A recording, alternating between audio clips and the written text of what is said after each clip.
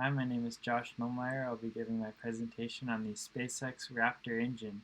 I believe this is one of the more exciting developments in the aerospace community in the last few years. This is for the Cal State University of Long Beach MAE 390 course of spring 2021, and pictured in the background is the SpaceX Raptor engine itself. So just to go over a little bit of the basics of propulsion, this is a rocket engine after all. Rocket engines are a perfect demonstration of Newton's third law of motion. This states that for every action there is an equal and opposite reaction. Obviously the entire universe follows this, but a rocket engine is just a really good example of one.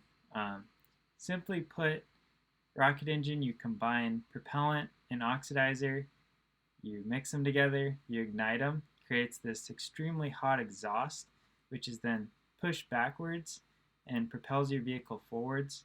So in other words, it produces lots of thrust, which is able to counteract the drag and the weight and get your rocket into, hopefully, orbit.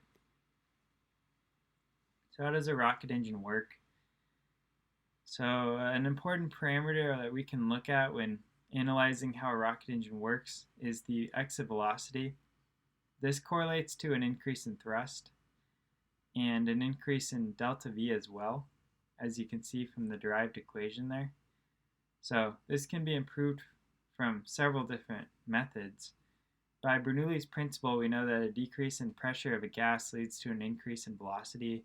So if you have like a tank that's under very high pressure, and then you have the surrounding atmosphere that's going to be relatively much lower pressure, if you put an opening on that tank, kind of like if you have a high pressure balloon and then you like open it real quick, all the gas is going to rush out really quick. So this is kind of free energy that you can use as an engineer to increase that exit velocity number. Secondly, nozzle is able to compress the gas as it travels through the combustion chamber. So nozzle, traditional bell nozzle, is shaped kind of like this. So in that central part there, you have a area of, well, you have a smaller area. So we know from fluid mechanics that if you have a fluid flowing from a larger to a smaller area, it's going to speed up there. And so that's a way to increase the exit velocity. Furthermore, if you have a turbo pump, you can kind of artificially increase that pressure and get the fluid moving real fast. And then finally, basically just how a rocket works. If you ignite propellant and oxidizer together, it's going to create a violent reaction, which is going to be funneled through the bell nozzle and increase the exit velocity rather dramatically. So now we're going to examine two types of rocket engines. You have an open cycle and a closed cycle. So pictured there is the SpaceX Merlin engine. This is what powers the Falcon 9, and it runs on a gas generator cycle, which is a form of open cycle. Excuse me. So this is different than the SpaceX Raptor engine being developed, which is the third full flow stage combustion cycle engine ever created, and that's a very advanced form of a closed cycle. And it's the first to ever fly in an actual rocket prototype. As of the date of this recording, SpaceX just did a 15-kilometer hop of its SN-15 rocket, so congratulations to the SpaceX team.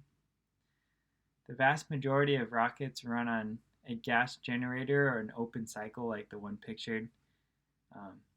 And then as you can see behind this red circle here, a lot of people don't notice that at first, but that is straight fuel and oxidizer that's basically being vented from the vehicle after it passes through the afterburner turbine section. So space vehicle has some very powerful turbines that it's got to turn to get that fuel moving. And the way that traditionally does this is by using another turbine powered by a preburner.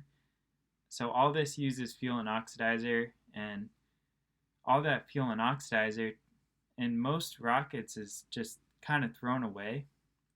So SpaceX, and it's not a revolutionary idea, but it's a very technically difficult one, they decided to reroute that fuel and oxidizer and put it back into the combustion chamber and ignite it. This is very technically difficult to do. I won't get into too much, but the engineers at SpaceX deserve a lot of credit for accomplishing this. Like I said, it's only the third one ever made, and the only two ever made were made by the US government and the Russian government, so very impressive. So this is kind of just a diagram showing the two. We have a full flow stage combustion cycle like the Raptor pitted against an open cycle, and then obviously you have the tube flowing from the pre-burner turbine section that's just going straight into the atmosphere there from the open cycle, whereas full flow is all contained. Very, very efficient because it uses every single last drop of fuel and oxidizer.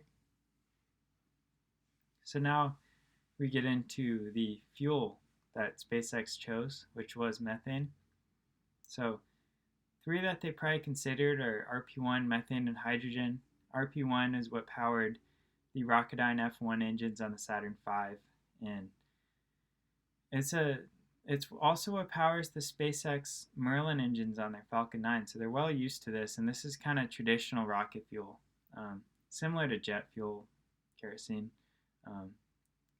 But the main problem here with RP-1 is it's not very easily manufacturable on Mars. Really not at all, unless you you got to build a rocket factory up there, which is easier said than done, especially on those inaugural flights. So you have to remember here that the main goal from this flight vehicle is to go to Mars eventually. Musk has made that very clear. So while it's also going to deliver satellites and payloads to places like the moon, Mars is the target, at least eventually. So this vehicle is developed with Mars as the priority. And because of that, RP-1 is immediately X'd.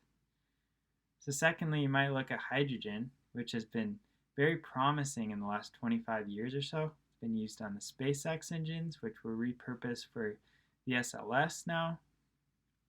It's been used on Boeing's Delta III and Delta IV. It's been used for the Ariane program.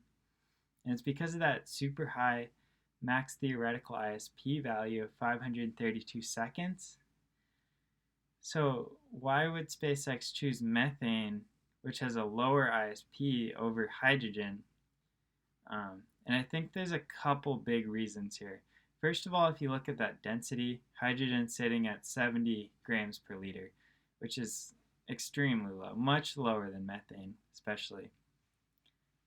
And then almost, it's a whole 10 times lower than RP-1. It's a very low number, all things considered. So you see on the NASA SLS rocket that they're currently developing this giant fuel tank for their hydrogen. And if you choose methane, you don't have to do something like that because the density isn't nearly as low. So it kind of just makes things a little easier. And secondly, the boiling point of methane is much higher than hydrogen, which hydrogen has such a low boiling point at 20 Kelvin. If you can imagine being an engineer on another planet, having to work with a substance that boils at 20 Kelvin, it's just going to be ridiculously hard. And I think all things considered, that's why SpaceX ended up going with methane. Methane is also cheaper here on Earth, so allows them to reduce that cost of kilogram to orbit value, which is very important to SpaceX. So finally, we just have a quick diagram of some of the heavy hitters from the entire history of rocketry here. So we have the F1, the RS-25, the Raptor obviously in the middle. We see right away, Raptor, the chamber pressure hit was 330 bar, which is just unbelievable and a tremendous accomplishment by SpaceX. That's the highest value ever recorded. So just exceptional, really. And although it's a much smaller engine than some of these other ones, it definitely packs a punch. You see the specific impulse there is 330 seconds at sea level. That's very close to the RS-25, which again uses hydrogen, which is more efficient, and is considered by some to be the greatest rocket engine ever built. So all things considered, the Raptor is a very nice engine and a very nice development for the entire aerospace community. So here are some sources that I use for some of the information, and thank you for listening.